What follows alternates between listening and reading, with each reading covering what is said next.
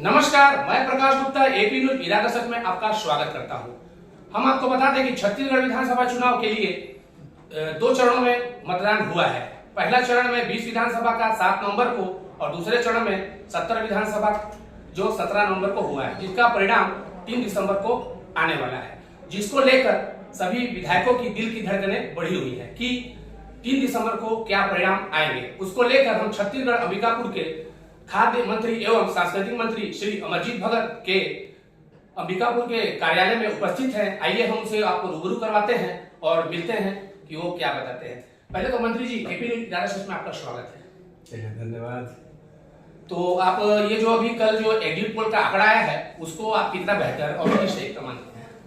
देखिए, छत्तीसगढ़ में हमारी सरकार बनने के बाद 2018 से जो एग्रीकल्चर सेक्टर में काम हुए हैं, जो यहाँ के किसानों के लिए काम हुए हैं, उनके कर्ज माफी से लेकर के उनकी धान खरीदी और अन्य उत्पाद की खरीदी, जो पूरे हिंदुस्तान की तुलना में हम देखें तो छत्तीसगढ़ सबसे अधिक दाम देने वाला, मूल्य देने वाला और किसानों को प्रमोट करने वाला स्टेट है, जिनकी संख्या अगर हम देखें तो लगभग 85% के आसपास है।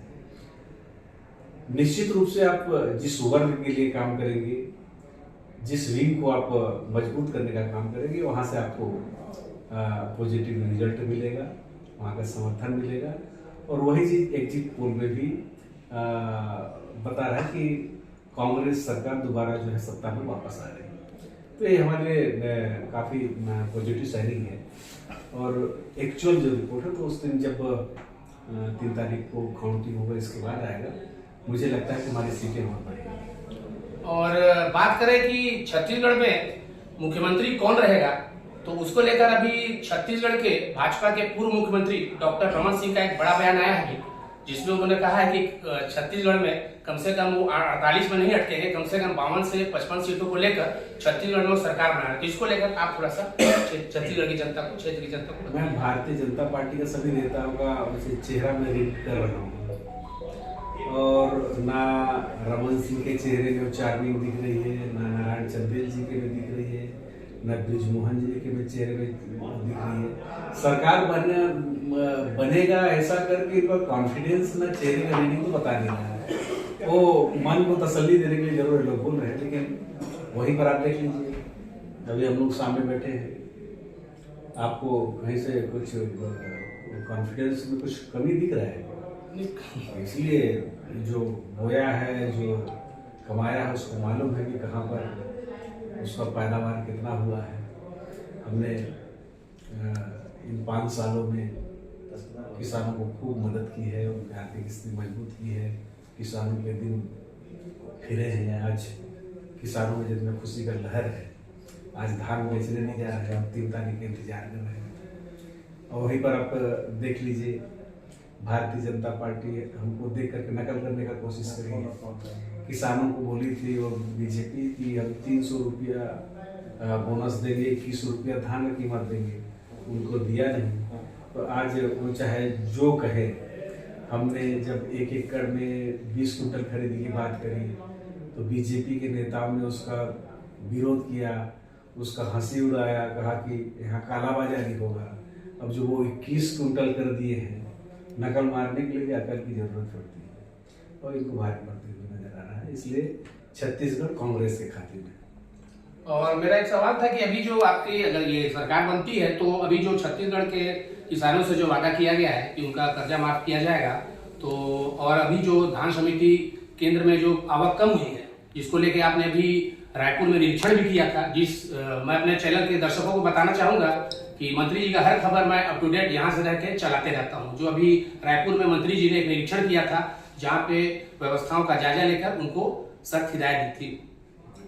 देखिए, ये तो छत्तीसगढ़ में सरकार के पास धान खरीदी को लेकर के उससे बड़ा और कोई काम नहीं है। छत्तीसगढ़ के किसानों, उनके मेहनत के एक दाना को खरीदी करना, उनको सहेज के रखना और उसका कस्टम मिलिंग कराना, ये सबसे बड़ा काम है। और इसके लिए पूरे सरकार और पूरा प्रशासन इस काम में लगा रहता है। हम लोग चुनाव में आने से पहले सभी को बैठक करके हिदायत दे करके आए थे और बाद में निर्वाचन आयोग का आचार संहिता लगने के बाद आप बैठक मीटिंग नहीं ले सकते।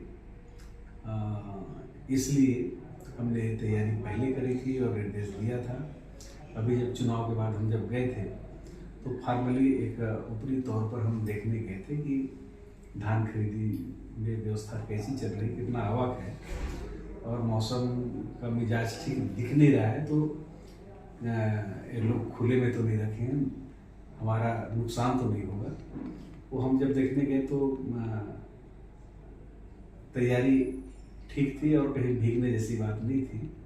और ऊपर से हमने कहा था कि इसको तिरपाल और तारपोलिन वगैरह रहता है उसको मंगा के रखो, धान को ढक के रखना, कहीं धान खरीदी के लिए कोई धान खराब नहीं होना चाहिए। और इसके बाद तो हम वापस ही आ गए थे, लेकिन माननीय मुख्यमंत्री जी ने सभी कलेक्टरों को और प्रशासनिक अमलों को निर्देशित किया था कि मौसम खराब होने का जैसा दिख रहा है, धान कहीं खराब ना हो, बचाव का पूरा व्यवस्था दुरुस्त रखें। और जब मैं मिलने गया तो मुझे भी माननीय मुख्यमंत्री जी ने कहा कि सशरीर तौर पे देख लो कहीं पर कोई कमी ना रह जाए। तो भले हम लोग आचार संहिता में बंधे हुए, लेकिन पूरा ध्यान जो है छत्तीसगढ़ की जनता और उनके हित के लिए रहता है। और जैसे 3 तारीख कंप्लीट होगा तो हम लोग फिर पूरे फॉर्म में आएंगे और जो धान खरीदी का रिकॉर्ड भी बनेगा और व्यवस्था को भी दुरुस्त करेंगे। चलिए, मैं आपका अपने एपी न्यूज इरादा सच में आपका धन्यवाद करता हूं जो आपने हमारे चैनल को समय दिया। मैं अपने कैमरामैन के साथ, मैं प्रकाश गुप्ता, एपी न्यूज इरादा सच में डिविजनल हेड, पब्लिक ऐप में पॉपुलर और यूट्यूब में मेरे चैनल को एपी न्यूज इरादा सच में सब्सक्राइब करें। जय हिंद, जय भारत, जय छत्तीसगढ़।